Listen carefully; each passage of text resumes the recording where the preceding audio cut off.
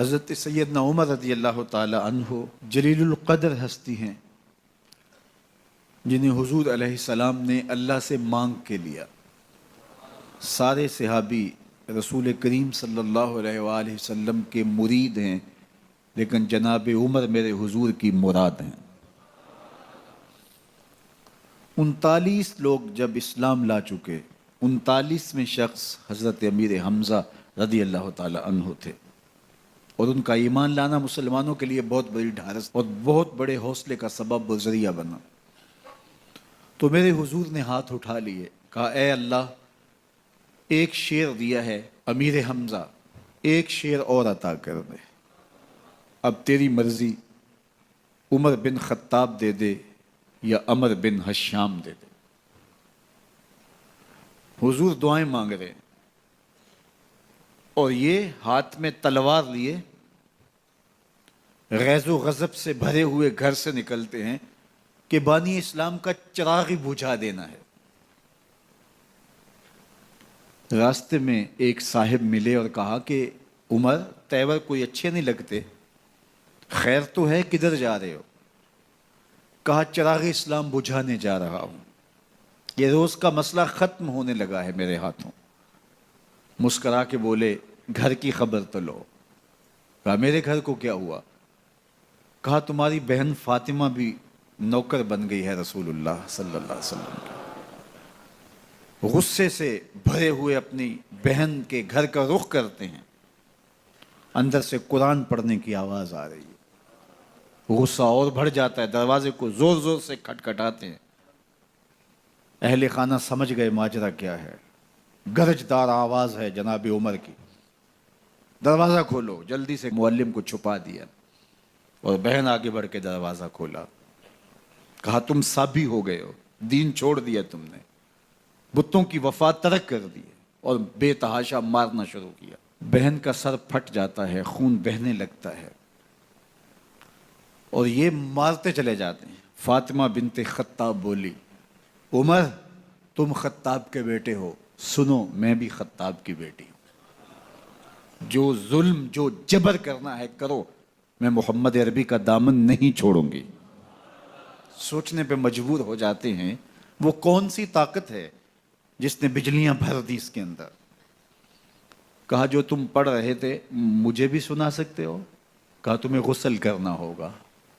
عمر اپنے بدن کو دھو رہے ہیں، میرا رب دل دھو رہا ہے۔ اتنے میں معلم بھی قرآن لے کر آ جاتے ہیں اور قرآن کی تلاوت ہونے لگتی ہے۔ طٰہٰ ما انزلنا علیک القرآن لتشقیٰ، 14ویں رات کے محبوب چاند، ہم نے قرآن اس لیے نازل تو نہیں کیا تھا کہ تم مشقت میں پڑ جاؤ۔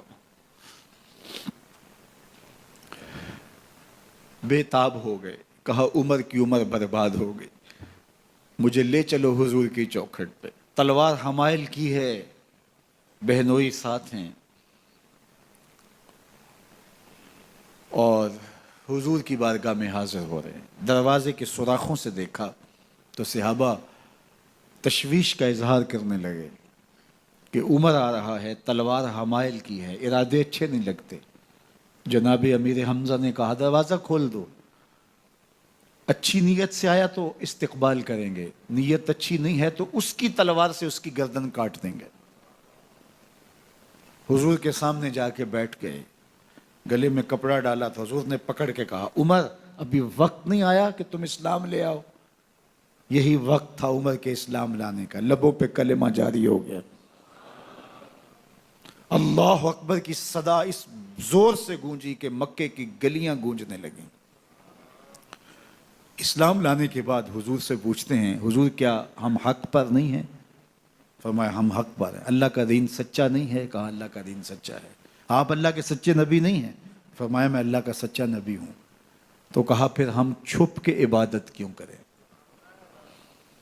اب مسلمانوں کی 2 صفیں بنتی ہیں، ایک صف کی قیادت امیر حمزہ کرتے ہیں، دوسری صف کے آگے آگے عمر بن خطاب چلتے ہیں اور حضور درمیان میں ہیں، اور یہ ملکوتی قافلہ صحن حرم میں آ کے اعلانیہ عبادت کرتا ہے۔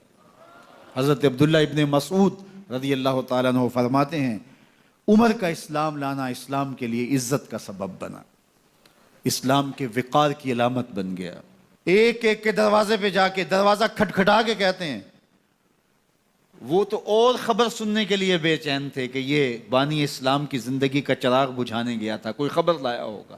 وہ کہتے ہیں آؤ عمر کدھر آئے ہو؟ کہا تمہیں بتانے آیا ہوں، کمزوروں سے پنجہ آزمائی کرتے رہے ہو، آؤ میرے سے بات کرو، میں محمد عربی کا نوکر بن گیا ہوں۔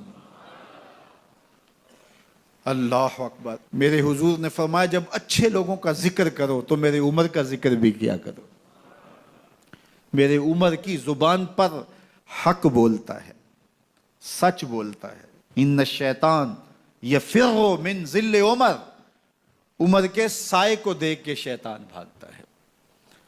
اللہ اکبر۔ اسلام لائے تو زندگی کی ایک ایک سانس اسلام کے لیے وقف کر دی، حضور کا پہرا دیا، حضور کی ناموس کا پہرا دیا، حضور کی شریعت کا پہرا دیا۔ اسلامی فتوحات پھیلیں تو پھیلتی ہی چلی گئیں، کبھی مصر فتح ہو رہا ہے، کبھی ایران فتح ہو رہا ہے، آرمینیا تک مسلمانوں کی افواج پہنچتی ہیں۔ 22 لاکھ مربع میل پر حضرت عمر رضی اللہ تعالیٰ عنہ کی سلطنت پھیل جاتی ہے۔ عدل و انصاف کا دورہ ہوتا ہے۔ زمانے نے دیکھا کہ غیر مسلم بھی عدالت میں کھڑا ہے تو اسے خوف نہیں ہوتا تھا کہ میرے سے ناانصافی ہوگی، اس لیے کہ حکومت عمر کی چل رہی ہے۔ وہ بھی مطمئن ہوتا تھا کہ میرے ساتھ انصاف ہوگا۔